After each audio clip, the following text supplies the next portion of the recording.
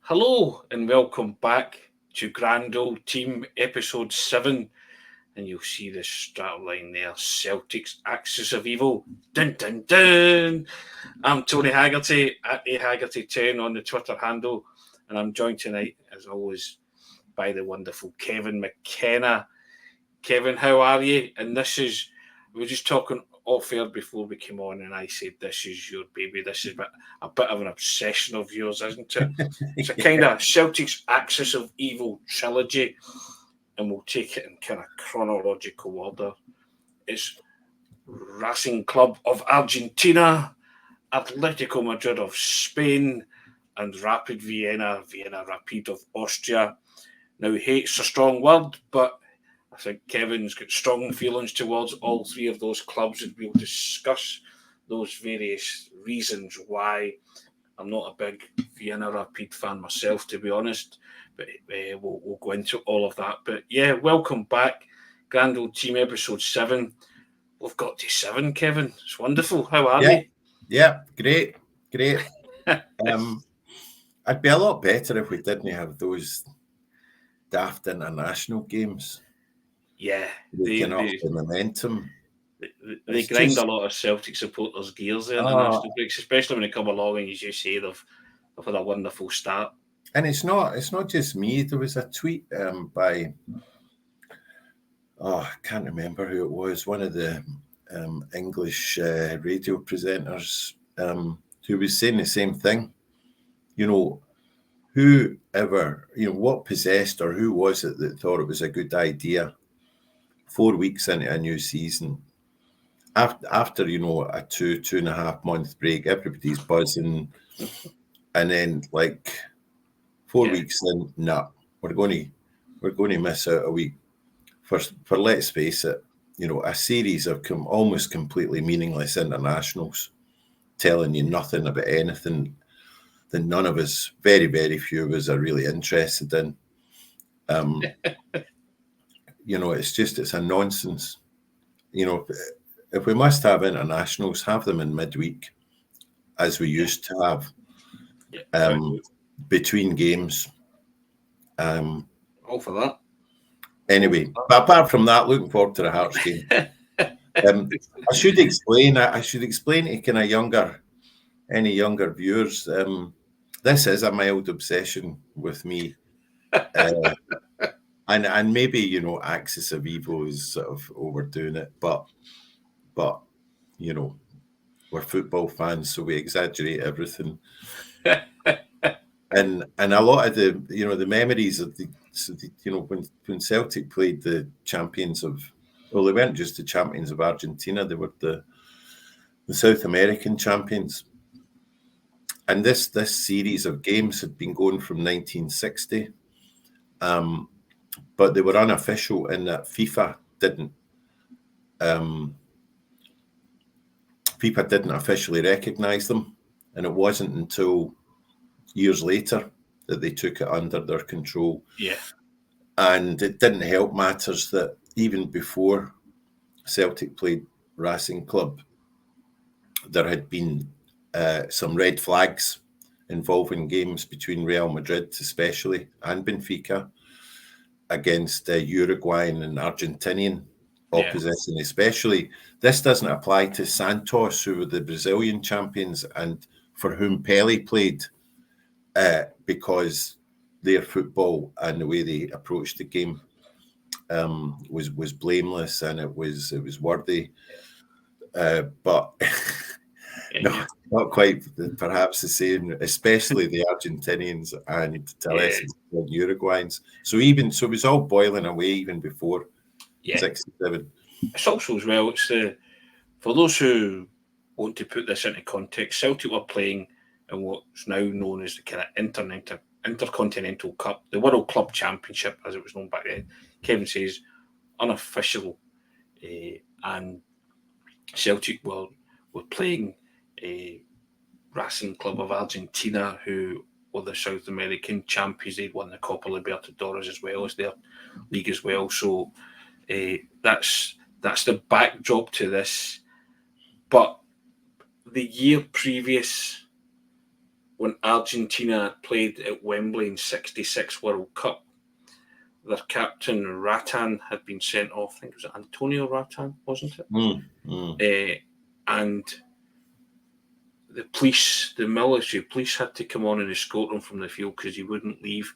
Kept pointing to his armband, saying he was the captain and this shouldn't happen to him. And Sir Alf Ramsey inexplicably branded South Americans, especially Argentina, animals, didn't he? Yeah. And so this backdrop was kind of brought up before Celtic entertained Racing Club of Argentina, Racing Club, however you want to call them. And Celtic were seen as British, weren't they? And it had inflamed the situation 100-fold, 1,000-fold, call it what you like. And so there was a real kind of grudge match brewing here, Kevin, wasn't there?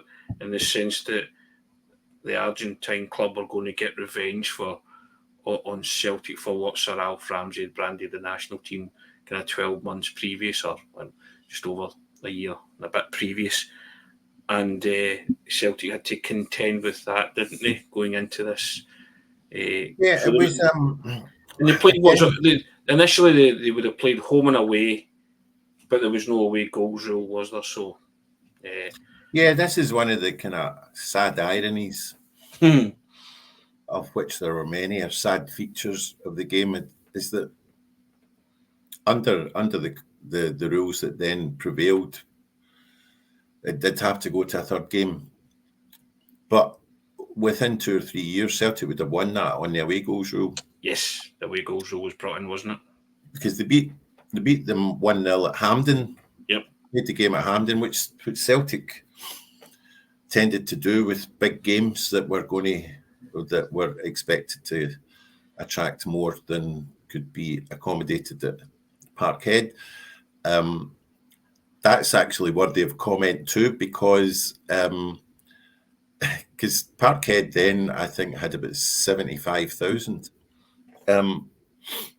So the only reason that I can imagine Celtic deliberately sacrificing home advantage, and I mean, I know they played at Hampden a lot in the 60s and the 70s by virtue of getting annually to Scottish Cup finals and League Cup finals.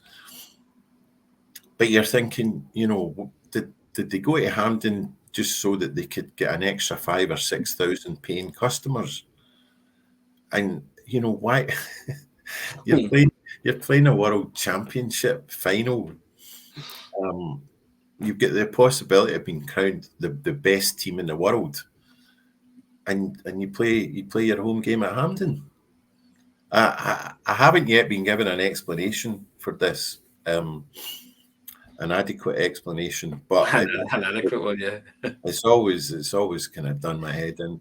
Anyway, they won by a Billy McNeil header, don't they? Yeah, and there's great footage if you look at the footage. I was going to bring that up because there's one where the commentator says Bertie Auld is the kind of back headers him and he just falls to the deck.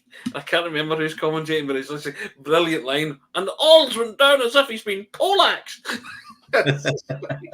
It's absolutely sensational. I love that stuff. But you see, so McNeil scores with a trademark, towering header, and then although he was the reputation, deservedly so, of course, of being a gentleman, McNeil, you can see him turning back and having an absolute go. He's right in the face of one of the Argentinian defenders, presumably because even in that first game, Racing's tactics were quite brutal. Yeah. But the feeling was that I get that a lot of this from my dad, God rest him. But even then, even from some of the cuttings, Celtic were expected over the two legs to win. They'd outplayed the Argentinians, who were hard as well as skillful, as you would expect of Argentinians.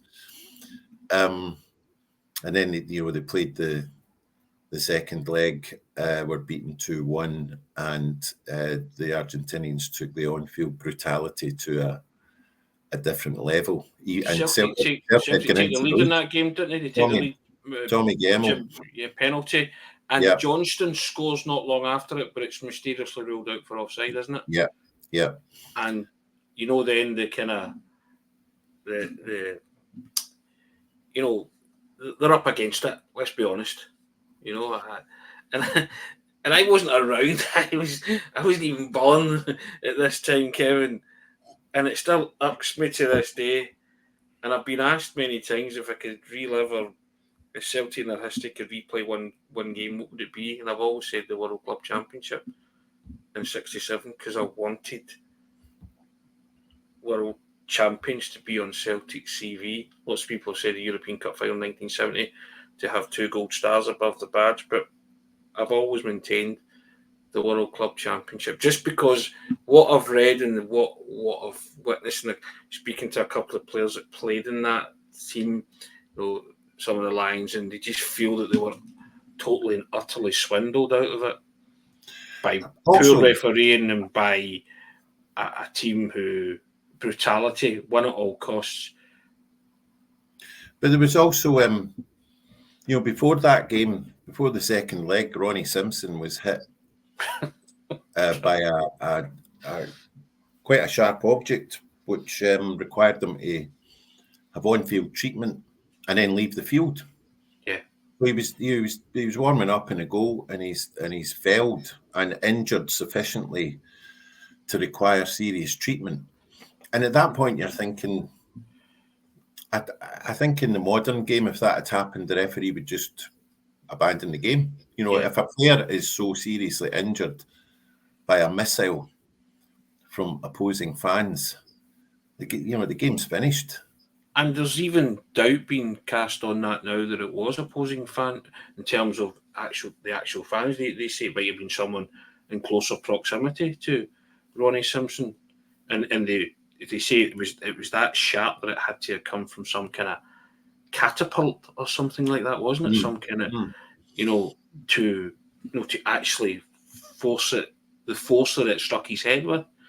Because to come from the fans, they would have to have thrown it some distance, I believe. But if you're a Celtic player playing that, having happened to your goalkeeper, you're going to be playing with a degree of trepidation, and hopefully try not to get too many corners. I know they breed them hard in Mary Hill, like Bertie Auld, who was famously asked, how hard did you hit that guy? And he says, I'm for Glasgow, son. How hard do you think I hit him? But I mean, there's levels of intimidation, isn't there? There's levels of thuggery, and call it what you like. But I think all of these descriptions are apt, aren't they? And then, so it goes to the third game, which has to be neutral Uruguay, which is next door to Argentina. Which always puzzled me, Kevin. Why neutral Montevideo? Would that not be like playing it at neutral Wembley? I don't think there would have been too many complaints about the neutrality from a Celtic perspective, because there was fierce rivalry between Uruguay and Argentina. So it's not as though the locals were going to be rooting for the Argentinians. That said, I suppose this is the unofficial nature of the competition. It's not really a neutral venue when only 50 or 60 of your supporters can be at the game. And it's the overwhelming majority is that, it's more or less a home game. And the third game, of course, is when the wheels really come off. And I've got conflicting emotions about this, because for those that don't know, after the brutality of Racing Club in the first 2 games, the Celtic players had just had enough, and knowing that the referee in this third game was very weak, they thought, we're just going to take matters into our own hands. We've been kicked about enough. We haven't retaliated. We've been, we've tried to play in the right way, and it's not worked. So we're going to get some bodies. We're not going to bail out to win this. So let's fire with fire. And so there was 4 Celtic players sent off, one of whom, Bertie Auld, who refused to go off, and the referee, who was so weak, just let him play on anyway. Tommy Gemmell, famously, again, the footage is glorious. The Argentinian players, as you would expect, were targeting Jimmy Johnston, who was getting loads of rough treatment. And Tommy Gemmell decides, after one foul too many. And what enraged Tommy Gemmell, I think, wasn't so much that the brutality of this tackle on Jimmy Johnston, it was the attempt of the perpetrator to run away and hide so that he couldn't be spotted. But Gemmell spots him, so while there's a melee and players are pushing and shoving, Tommy Gemmell just creeps up behind the perpetrator and fells him with a swift kick to the homos. And this guy collapses in a heap. And there was a and then you see, even, you know, there's amazing footage as well of John Clark, you know, the mild-mannered John Clark. Yes. Who basically puts his mitts up against this towering Argentinian who's about a foot higher. And you know, he's got the fists up as if to say, one more step, sunshine. You'll get it. And so, you know, Celtic lose 1-0. And there was some, you know, I mean, some of this stuff is just nuts. So Celtic, Sir Robert Kelly, the old chairman, is so ashamed of the damage to Celtic's reputation. He decides to fine everybody, every Celtic player, £200. Yeah, which is a lot of money. You know, that's more than would have been the average wage for the first team players. And somebody suggested that this was it was a convenient number Kelly had come up with, because £200 per player was the agreed win bonus, or the agreed appearance bonus. So it just meant he was using that not to have to, you know, get into the old biscuit tin. The other thing that my dad used to get upset about was the insistence of the BBC in showing again and again and again the you know, the brutality of the Celtic players, especially the Tommy Gemmell incident. And also John Clark also complained that the only bit of footage they ever really showed of him was him doing the Marquess of Queensberry pose and saying to your man in broad Scottish accent, one step closer and you're getting a dillion. Yes. So John Clark get fed up with seeing that as well, to be fair. And I don't blame them. And I don't blame your dad for feeling like that as well, because I think Celtic felt that they were victims of real brutality from an Argentine side. And a lot of that culture still stands today, that win at all costs, do what you can. The dark arts, I think you would call it, Kevin. Yeah. Well, I mean, the reason why I'm conflicted is because I love Argentinian football and I love Argentina. Yeah. You know, when it comes to World Cups, you know, I have a kind of single transferable vote of, you know, Argentina.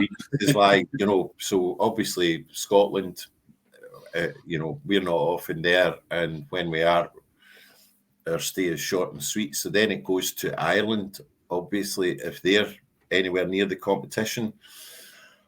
And then after that, I mean, I know I'll get slaughtered for this, but I've just always liked to see England do well. For some reason, I've just always loved English football, and I know what they're like. I know what their commentators are like. Maybe less so. They've become kind of less easy to like. But after that, it's then, you know, it's Argentina or Italy, because I just love Argentina, the passion that the Argentinians have in their players and the culture. You know, I have to say, I don't. I only ever look out for Boca Juniors result in Argentina because Maradona played for them, Yeah, and yeah. that kind of daft thing that you do. But whenever I see that Racing Club have lost, I always smile. Well, It there's always a makes me book. kind of go, yes. Whoever's beating them, I go, get in there, And it's stupid. It's kind of irrational to say, like, but it's not really. It's kind of it all stems from reading about this and how and as I say, Jock Stein believes Celtic could beat them at football, and they probably would have beat them at football Yeah, had they allowed a football yeah. match to unfold. But they clearly did their homework because Jimmy Johnson was a marked man, and some of the levels of brutality on Jimmy Johnson was incredible, and you thought you'll never see it again. Give it 7 years. There's I've got to recommend. I've got to Yep. recommend some further reading Yes. for those of you tuning in, and it's a book by Tom Campbell, isn't it? Campbell. Tom Campbell's a Celtic historian. Yep. And so Tom wrote this book about 18 years ago. It was 2006 or 2007, and it's called Tears in Argentina. And he's come at these three games as a historical, a serious historical event, and he brings his historian's eye to bear on this. So it's not just about the football and the events of these three games, but he actually travels widely in South America speaking to surviving players, directors, supporters of Racing Club to get their perspective on it. And it's very, very touching, his research and the people that he spoke to. For instance, he tracks down one of the ex-Racing Club players who begins to weep when Tom tells him that Bobby Murdoch had just died a few weeks before. And this player, said, Murdoch was a great player. He was a very worthy opponent. I'm really sorry to hear that. And he builds this picture of, Racing Club being a club like us. They come from a very, very working class area of Buenos Aires. Their fans are very working class. And the way that the players spoke about the Celtic players was full of respect and admiration. They'd obviously done their homework. And it was like speaking to people who are kind of analysing a completely different game because they can't understand what all the fuss is about. And this is something that maybe points to Argentina, the kind of macho culture of football in Argentina then. So they're like, well, it's a game for men. Of course, it's high stakes. We're all men. You give a bit, you take a bit. They weren't in the least bit fussed about, Celtic players taking out some of their own. They spoke about Jimmy Johnson and how he was such a wonderful player, and Billy McNeil was a wonderful captain and a gentleman. Bobby Murdoch was world class, and it's a hard game. It's a hard game played by hard men. What's the big problem? Can't we just enjoy the fact that it was three wonderful games, celebration of football? And meanwhile, there's people I was going, thugs, Latin American thugs. The trilogy that shamed the game and all that, and when they're going, what's the big problema? Probably easy to say that when you win, though, isn't it? Well, you see, so after that, I think the series got cancelled because in 1970, AC Milan played the Estudiantes of Argentina, and if you think our lot had it bad, I'll if I can find this, I will read you the account of what happened to AC Milan in the Intercontinental Cup. 1970. I mean, it's eye-watering stuff.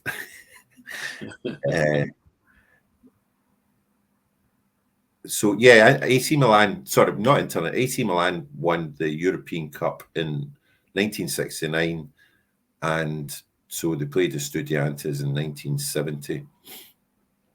And I'm not getting this, Tony.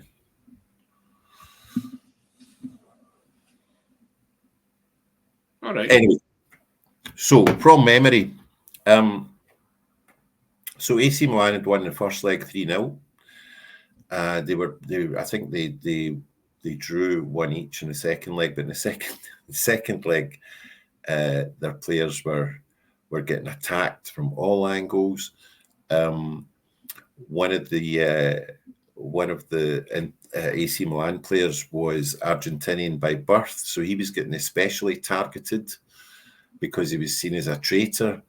The police then, after the game, attempted to arrest him because they accused him of draft dodging, not doing his national service, until he pointed out he'd actually done the national service in Italy. And because of the brutality in that game, the Italians are going bananas, and even one of the Argentinian newspapers, even the Argentinians were ashamed about the tactics of Estudiantes, and one of the Argentinian newspapers' front page splash heading was Sir Alf Ramsey was right. We are animals. And then a year later, Feyenoord, who beat us to get there, they played Estudiantes. So Feyenoord had this player who played with glasses. You'll have seen pictures of him, Tony. This guy, played his first team football, and he had special spectacles to allow him to wear them while he was playing. It's going to come next, right? So he's played throughout Europe. Nobody's worried. Nobody's tried anything on with him. He goes and plays in Argentina, and of course, one of their players knocks his specs off, and then says, somebody who's wearing glasses should be allowed to be playing at this level. So despite my outrage, part of me thinks, how can you get angry at that sort of attitude? They're just a mad squad. Yeah, oh, yes, indeed. And the Intercontinental Cup in years gone by became a kind of one-legged affair, didn't it? Yeah. I remember. Then it became dead corporate. Yeah, it used to be played in places like Japan and stuff. I remember Liverpool losing to Flamengo, if I'm right, in the 80s. I think Zico was playing for Flamengo at one point and stuff like that. I remember that vividly. Nottingham Forest lost as well, I believe, didn't they? Can't remember who beat them, but I think they lost. I think those matches were played in Tokyo. Certainly, memory serves. But yeah, it is. Even though I wasn't around, it's still one of my regrets that Celtic don't have world champions on their CV 67, because that would have been wonderful and fitting. And I think Jock Stein felt that Celtic could have won that trilogy. We didn't realise it would be a trilogy then, but he felt that they could have taken care of Racing Club over two legs. But I've no real love for them, Kevin. As I say, I think hate's a very, very strong word, but I've no love for them, and I don't follow them. But if I ever come across Argentinian football results because I'm looking for Boca Juniors or something, it's usually because I put them on a coupon. Something, I always smile if a Racing Club have lost to whatever opponent. But yeah, I mean, you mentioned Jimmy Johnstone there and the brutality that he took over 3 games in that series. He got it again 7 years later. Atletico Madrid, Ayala et al. When they came to Glasgow, Atletico Madrid's European Cup semi-final 1974. Again, Celtic getting a goal ruled out. because the linesman said the ball had crossed the line and it was nowhere near crossing the line. Dalglish scored. Celtic draw 0-0, but Atletico finished with 8 players on the field. Kevin, 3 Atletico players sent off, and you see the footage in that, and Arthur Montford in the commentary box is going apoplectic. He's just like losing it completely. And Jimmy Johnson they get tore into him, didn't they? And Jimmy Johnson's one of the bravest footballers you could ever imagine. Because it wasn't like the football nowadays. These guys were kicking them with tackety boots, basically, weren't they? I mean, let's be honest. Again, what happened was, it seems hard to believe now. It's a European Cup semi-final, and Celtic were probably considered slight favourites. Yes. Principally because of their European pedigree. Atletico Madrid didn't have anything like that pedigree, although they had won the European Cup Winners' Cup in 1962, beat Fiorentina, as I recall. But they had some good especially Argentinian internationals playing for them because they had an Argentinian coach. Funny that, eh? And the kind of wisdom was that, this was going to be a mouth-watering game, against the Spanish champions. What's not to like? But it became obvious that probably as a consequence of maybe the Argentinian coach giving Celtic maybe more respect than they actually deserved, decides that the only way that they're going to escape with anything resembling a result in Glasgow is basically kick anything that moved above grass height, which is what they duly did. And it might seem frustrating when you see the bold statistics that Celtic played the last 10-15 minutes against 8 men. So you're thinking, well, how many? How difficult can it be to score a goal or 2 goals against 8 men? But I remember speaking to Davy Hay about this a few years ago, and he said the problem is that if those 8 men are basically deciding to tag team you, to take it in turns, to kick you every time you attempt to go forward, to break up the play, he said, the numerical advantage gets cancelled out. And the referee's faced, with a quandary, because if he sends another man, maybe another 2 men off, then the game has to be cancelled because, it's in quota. There has to be at least 7, I think, or there had to be then.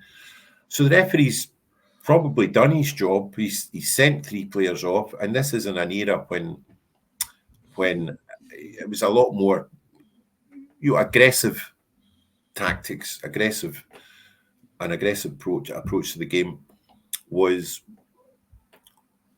much more allowed. It was more prevalent, wasn't it? Yeah. Well, I'm not saying it turned a blind eye, but it was, you got away with tackles then that you just wouldn't would be instant dismissals these days. But notwithstanding that, the referee sends 3 of them off because, as you were saying, they just targeted, especially Jimmy Johnston. So the referee's probably thinking, I don't want. I've already sent 3 men off. I don't want to send another one off. Atletico realise this, take advantage of that, just keep kicking everything, and then there's a melee. There's an absolute. There's a boxing match at the end of the game going up the tunnel. So David Hay tells me, and it kind of helped. It helped my healing process about this because you hate. All right, so we get beat 2-0 in the second leg, but you have this simmering injustice stemming mainly from the fact that these players, these horrible thugs, didn't get their comeuppance. Well, they did because Bayern Munich hammered them. Yeah, in heartbreaking circumstances in the final, which I'll mention briefly in a minute or so. But according to David Hay, he and Tommy Callaghan and 2 others had decided with a few minutes to go that these guys, these thugs, were going to get a doing after the game. And somebody goes over and says to Jock Stein, look, boss, I think it might be in your best interest to kind of maybe just make your way up a tunnel, because there's certain things you're not going to want to see. And the Atletico players made it easy for him, because they then, you know, when they come off the pitch at full time, they're celebrating wildly. The fans are, you know, outraged at this. And then they start trying to rough up some of the Celtic players, and they're surrounding the referee. So hey, I think he mentioned Tommy Callahan. Sorry, Tommy, if it wasn't you, right? Two or three of the Celtic fans, let's say, planted a few wanners. Well, I think a few David Haymakers were thrown, weren't they? 100%. So David Hayes tell me this, and I'm saying to him, David, I'm so glad I've waited 20 odd years to hear that actually some of them got a doing for their shenanigans. And I think, if memory serves, that they were helped along by the members of the local constabulary, I believe, who thought none too much of Atletico's tactics and held some of the boys, Atletico boys, so that other form of justice could be meted out in terms of a couple of... So message to the Green Brigade. The cops back in the day were much more partial to the Celts these days, and we're getting stuck in about them. Didn't like the fact that they celebrated a 0-0 at Celtic Park as if they'd actually won the European Cup. Nowadays, the cops would have been kettling the Celtic players going up the tunnel. Now, they came close to winning the European Cup, but they didn't. And it's the most cruel fashion possible, but great. As your gran would say, hell slap it into you. You know what I mean? That kind of stuff. And they conceded a late, it was like the last seconds, wasn't it, against Bayern? I'll never forget 1-0, weren't they? I'll never forget it as long as I live. So we were playing... I was playing an important local cup semi-final for Lennoxtown Boys Club against the 45th Cubs of St Flannan's, Kirkintilloch, and it was the night of the European Cup final, and this was a wee nip and tuck local game that we had. There was a lot of rivalry between Lennoxtown and Kirkintilloch, and at the half time, I remember our coach saying, see you lot, you're going to concentrate in this game instead of concentrating what you think might be happening in Brussels between Atletico Madrid and Bayern Munich. Because obviously we're hoping against hope Bayern do them. And Bayern, of course, are the favourites. But Atletico, we find out later, are winning 1-0. And it looks like they won it until Bayern score a last-minute equaliser and then hammered them 4-0. 4-0, yeah. In the replay. Now I've got a theory about this, right? And that doesn't surprise me. I think there's a curse. I think because of the way Atletico treated the mighty Celtic. They've been cursed because you know they lose the final in heartbreaking circumstances, and Atletico have had some fine teams over the years since, have never won the European Cup, and each time they've come close, they don't just lose; they lose in the most heartbreaking of circumstances. Yeah. So in 2014, they're playing Real. You know, I mean, how can there be a bigger game when you're playing your city rivals in the final of the European Cup, and they're winning against all odds until the last minute. Ramos. Big Ramos scores with a header, and then Real run away with it in extra time. And then 2 years later, they they play Real Madrid again, and I've got no great love for Real Madrid. You know, I'm a Barcelona man. I'm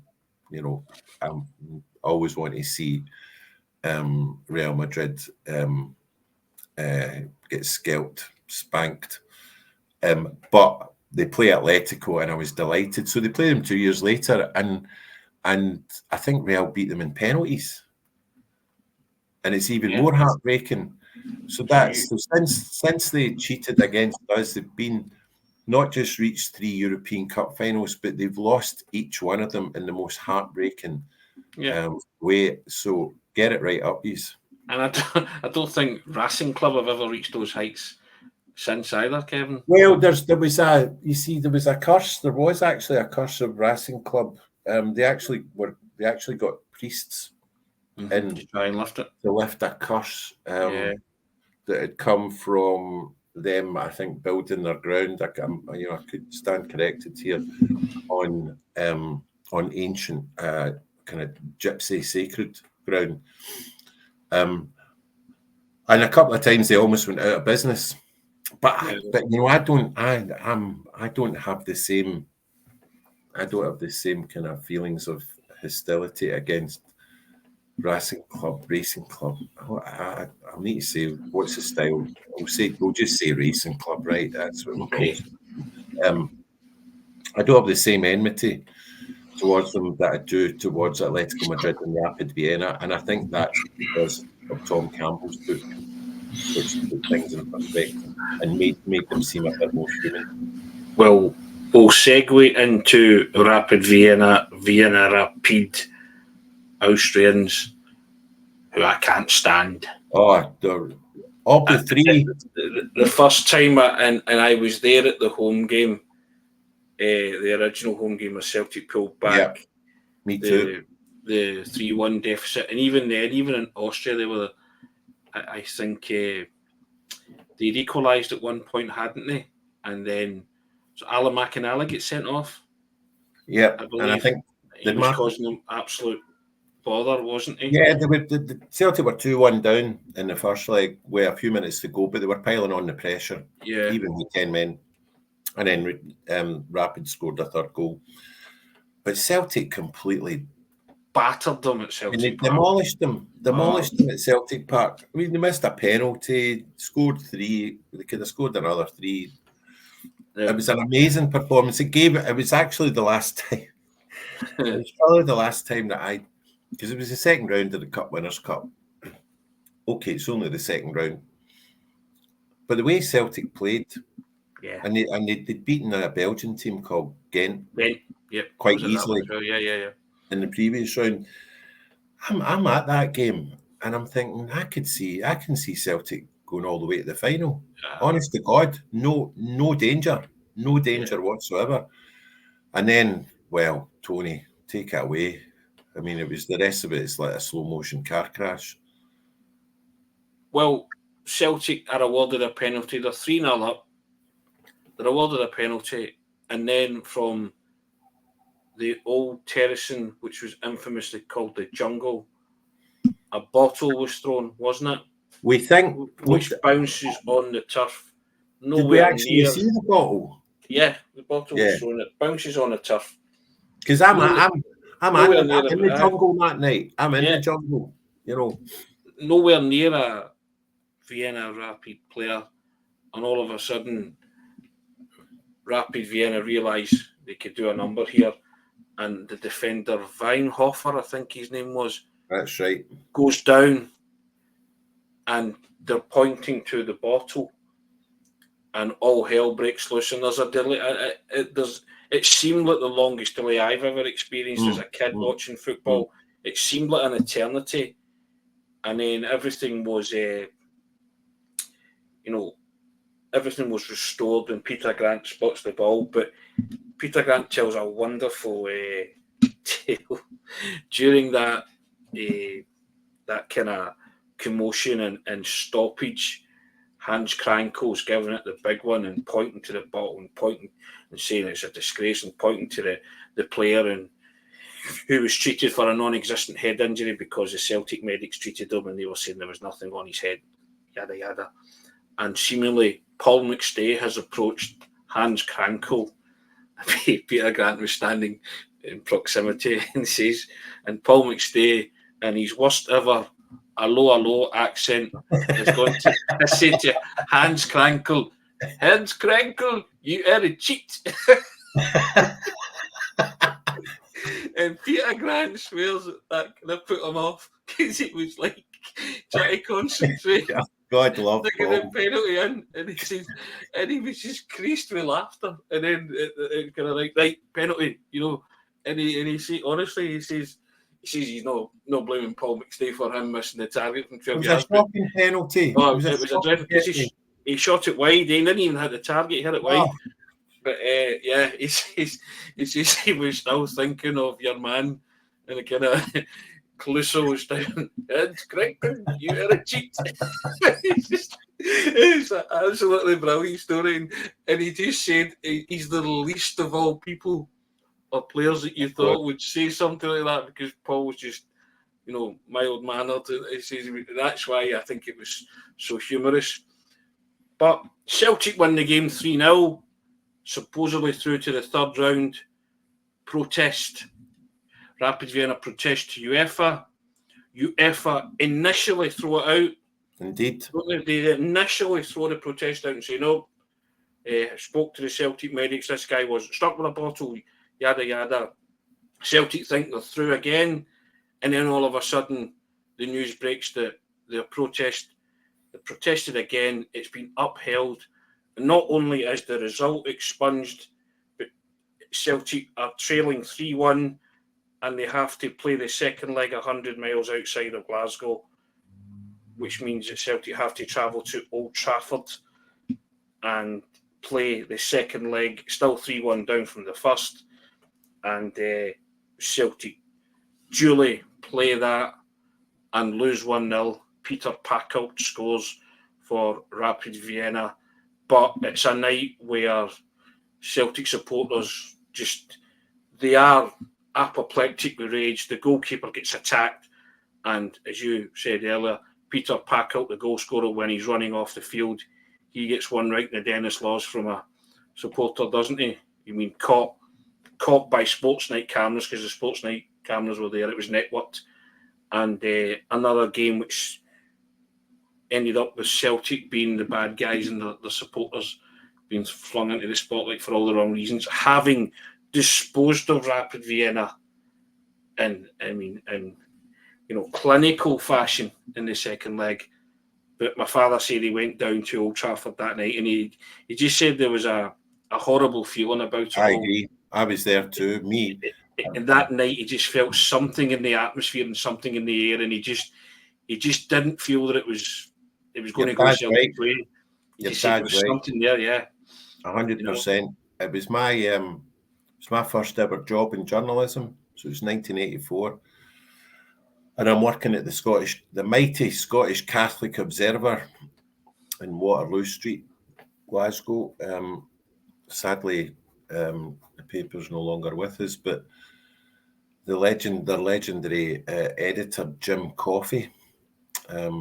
I worked with Jim Coffey in the Paisley. Jim, Paisley Daily Press. No, the Paisley Gazette, as I called it, the Paisley Gazzetta della Sport, because I was a sport guy. Well, Jim was my first sports editor, yeah. Jim, great guy. Jim was the editor. He died during COVID, God rest him. Jim, lovely guy, gave me my first job, and brilliant fella. Me and my wee colleague, Frank McGurk, God rest him as well, God. We were saying to Jim, think we could have a wee office outing down to Manchester. And I'll organize. I had a couple of contacts and managed to get the tickets. So we had an office. There was only 5 of us in editorial. So Jim basically got the office car and drove us down to Manchester. So we finished up at 3:00 for the afternoon, jumped into the car. Jim, 4 editorial staff, hot foot down to Manchester, in for the game. And your dad is right. So in these aren't normal circumstances, but there was 54,000, I think, at that game. Yeah. and probably every one of them Celtic fans. I don't really think there would be many Rapid Vienna fans coming over given the circumstances, and it just didn't feel right. There was an edge in the atmosphere. It was bitter. It was my dad said it was pretty poisonous, to be honest. There was too much anger because everyone knew we'd been cheated again, and this I think was transmitted to the players, and Celtic just weren't at the race. I mean, Rapid were not a great team by any stretch of the imagination, but I kind of knew, because you're also having to overcome a 3-1 deficit. Yeah. We weren't playing well enough in the first 15 minutes to give you any confidence. It was too nervy. And then, of course, the goalkeeper gets attacked. And I mean, the irony is, Kevin, when the goal was scored, Aitken hit the post and Rapid run up the park and score. That's right. Remember McGrain's lunging tackle and pack out as he races away from him. So it was Big Roy's fault, basically, for not sticking the ball in the net. And then, of course, the consequence is that we get banned. No, we didn't. We get ordered to play the first game the following season behind closed doors. Yeah. And we play Atletico. And it's just not right, is it? And we played brilliant. We got a brilliant result in Madrid. In Madrid, Do you know what I was doing the day we played Atletico in the home game? I was at school because it was played in the afternoon. And I'll never forget it. We had an American art teacher, and she let us do pottery. I was in a pottery wheel. and she let us put the radio on. That's how cool she was. I can't remember her first name, but Miss Machulich was her name. Never forget it. And she said that if you encouraged us to follow our passions, we would work better. I mean, I hated that when I told her that. How enlightened and progressive is that? It's brilliant, isn't it? And she said to me, "Have you ever done pottery before?" And I said, "No, but I've got a degree in BAM pottery." You know what I mean? And she was killing herself laughing, and she said, "Well, you're going to be sitting in the potter's wheel." And I don't know what I made, Kevin, but it was a clay thing whilst listening to inserts from Radio Clyde, and she got invested in it because she was like, "This is your team," and like, "Yeah, this is the team," and obviously the result didn't go too well. And as a 12-year-old kid, you're not interested in pottery, you're not interested in the score, and she was all upset because her team had lost and were put out, and I wasn't not so much not paying attention, but my clay thing became just a thing. To go home to my mum and said, "That's a bit of clay for you, Mum." And she was like, "Very good, son. Don't give up the day job." I've never funny that I've never done any pottery. Remember that film? What was that film? Ghost, wasn't it? Ghost, wasn't it? With Demi Moore and Patrick Swayze, wasn't it? Aye, that was. It's harder than it looks, by the way, but it was just. It's not that way. I've never done it since. The pottery or the task? Both.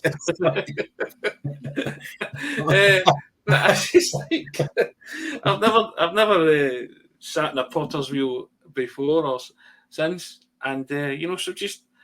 But it was always intrinsic. And you're listening to. I mean, that could have been. Who knows what you would have produced if Celtic had done the business? Correct. I mean, you might have been, the spirit might have moved you. I could have been writing my own ode to a Grecian urn. You know what I mean? That kind of thing.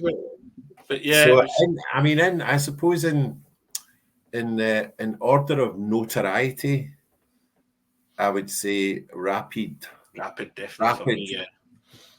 Without a doubt, I feel worse and more kind of vitriolic towards them than towards Atletico Madrid and Racing Club. A part of it is because, I'll forgive the Latinos anything because I just because I love their culture, and it's almost like it's their nature, like sometimes they just can't help themselves, and we were just on the receiving end. But Rapid, no chance. And Cheats. the irony is they got to the European Cup Winners' Cup final, Kevin, and Everton had a banner, didn't they? Yeah. Celtic should have been here. Celtic should be here. Celtic should be here. Yeah. And so yeah, Everton. And there was a bit of the curses there as well, because Rapid.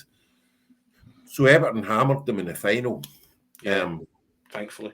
And of course we get, there's a couple of Scots, Andy Gray and Graham Sharp, playing for Everton. And we've got an affinity with Everton as well. So Rapid lose that, and the only other time they reached a European final was the 1996 European Cup Winners' Cup final, in Paris Saint-Germain gave them a doing. So they've been nowhere near. They're cussed as well. Yeah. So good. Long may it continue. Correct. Racing Club, I can, I'm cutting them some slack. I actually, in recent years, I've went from, looking at the results and hoping to get a doing, to actually, I've come to terms with that now. I don't mind seeing them win because of Tom's book. Yeah. Because they're kind of like us. It's just their culture.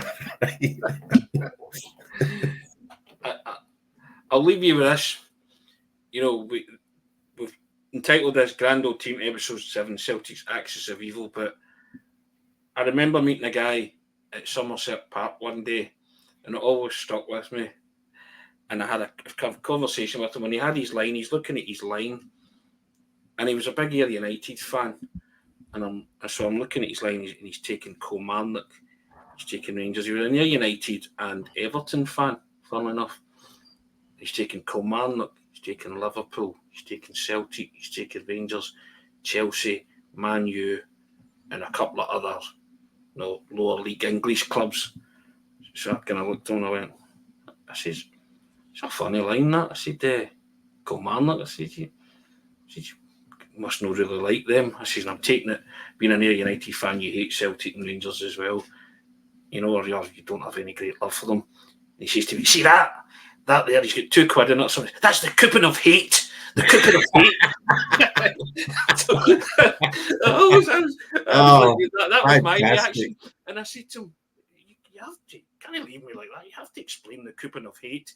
See, if they win, I win, and that's the only consolation I get. And he's like, veins are coming at his neck and teeth are grinding, and I'm like, okay. And I thought, there's a certain hidden fan logic to that, isn't there? I love that. The coupon of hate. He says, I hate them. I hate Kilmarnock. I hate Celtic. I hate Rangers. I hate Chelsea. I hate Liverpool. All these teams. And I thought, wow. So that's when you said to me about the Axis of Evil, I thought, let's put on a coupon of hate one day. Well, last week, there's a guy that follows me on Twitter. I mean, he's a one. I just know him as Rab, right? he's mad mental, but he's brilliant, right? He's just. He doesn't. Let's say he doesn't take any prisoners on his, and it's mainly politics that he tweets about. But he's a big Stenhousemuir man, Rab. So he posts pictures when Stenhousemuir won promotion last season. He's in the pitch. So Rab's he must be in his 50s, 60s, right? He's jumping about Ochilview like a 14-year-old, right, and hugging the heroes in purple or maroon. And then they've had Stenhousemuir, have had a tougher start to the season, but they beat Falkirk in the cup last week on penalties. And you want to see Rab's tweets about Falkirk. So it starts off, 10 minutes after they beat him in penalty, and he's overjoyed, and he's given Falkirk tight. And then 5-6 hours later, he's still tweeting about getting it right up Falkirk. because they're just a couple of miles up the road, That's right, and yeah. I'm just full of respect for that. I'm just And I've started following the Steno Muir the Warriors. Twitter account. And I think it's just that twisted football fans' logic, isn't it? Like, to really stick it into your rivals and to even come up with something as I say, warped and twisted as the coupon of hate. Well, I was always a full section guy, Kevin, and I'd do my jive money. You know, a 1 2 1 2 a 1 1 Oh, 1 2. brilliant. See my pals, I've got my jive money coupon on. They would kill themselves laughing. Just, but yeah. So, but in terms of this is something that you particularly were keen to talk about. Yeah, I just had to get it off. It's like Get kind it of off your chest. therapy Cathartic. session. I had to get it off my chest, and I now feel better.